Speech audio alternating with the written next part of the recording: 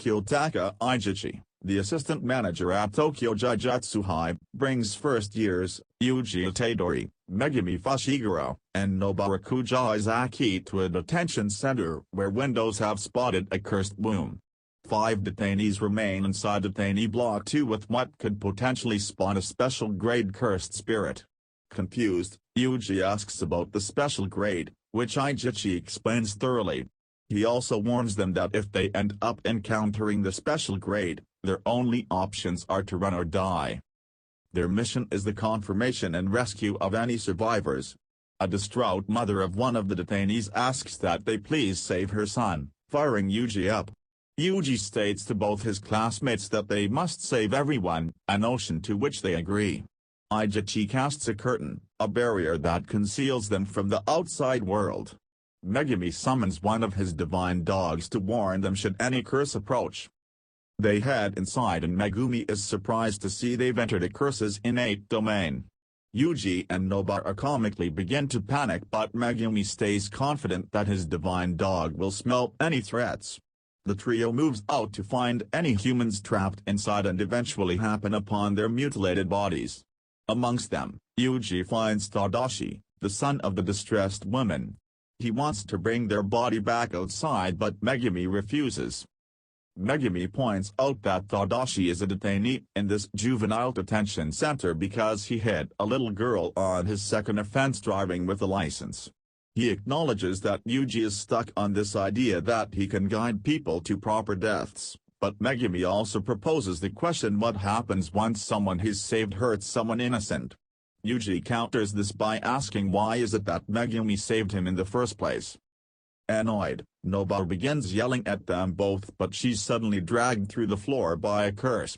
Confused as to why his dog didn't sense the threat, Megumi realizes that the divine dog has been killed without him realizing. Megumi says that they need to run but they're both suddenly confronted by the special grade cursed spirit. Both boys are paralyzed by fear but Yuji tries to act first by attacking it with his knife. This action costs Yuji his hand and breaks the knife. Meanwhile, Nobara is caught in a strange area surrounded by several large mass curses. Megumi flees the area using Nu and asks neither of his classmates die before he can find Nobara.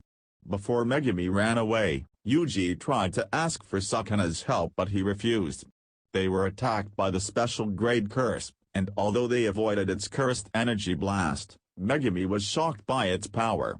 Yuji snapped him out of it and asks him to go find Nobara. Megumi rushes to find her with his other divine dog as Nobara's arsenal withers down to her last nail. Without any knowledge of how to wield cursed energy, Yuji is brutally punished by his enemy's onslaught of cursed energy. Yuji tries to hold back the surge of energy coming from the curse, but he's simply too weak, both emotionally and physically. Elsewhere within the domain, Megumi is able to save Nobara just before she's devoured by the curses. At the same time, Yuji realizes that he can't have a proper death and begins to cry as he realizes he's likely going to die here. However, this helps him realize he must channel his negative feelings into his fist. He charges forward with the fist reinforced by cursed energy and tries to strike back his opponent. The special grade is easily able to catch Yuji's punch, but he buys enough time for Megumi to escape with Nobara and regroup with Ijichi. The divine dog howls, giving Yuji the signal that he can safely unleash Sukuna. Sukuna takes control of Yuji's body and admits that he's been inconvenienced by the annoying brat. He tries to put the situation back to the way it was, but the special grade refuses to work with Sukuna and attacks him. Sukuna effortlessly deflects the curse's attacks while accidentally healing Yuji's body.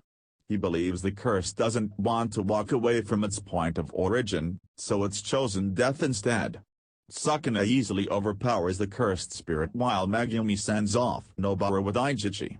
Megumi asks that Ijichi bring back a grade 1 sorcerer while he remains outside to deal with Yuji should Sukuna rampage too long. Sukuna continues to dominate the special grade, insulted that they are considered to be of the same rank. The curse heals its injuries but Sukuna is quick to put an end to any ideas of it getting proud of itself. He decides to show both the curse and Yuji what real Jujutsu is and activates his domain expansion, relevant shrine. This instantly slices the curse into pieces, allowing Sukuna to take back the finger which had spawned the cursed womb in the first place. Irritated that he's been used for the brat's gain, Sukuna demands that Yuji take back control. However, after hearing nothing back from Yuji, Sukuna lets out a deviously evil grin. Jujutsu stroll. Ijichi bows while talking on the phone, making the Yuji and Nobara perplexed. The assistant manager explains that he does this because of getting a bit too into the feeling of "I'm on the phone." The first-year girl understands what he's talking about and brings up how she hurt her neck several times while depilating. Megumi and Yuji reveal certain quirks they have when talking on the phone before Ijichi asks the first-years if they can stay on a call while holding the phone against one of their shoulders.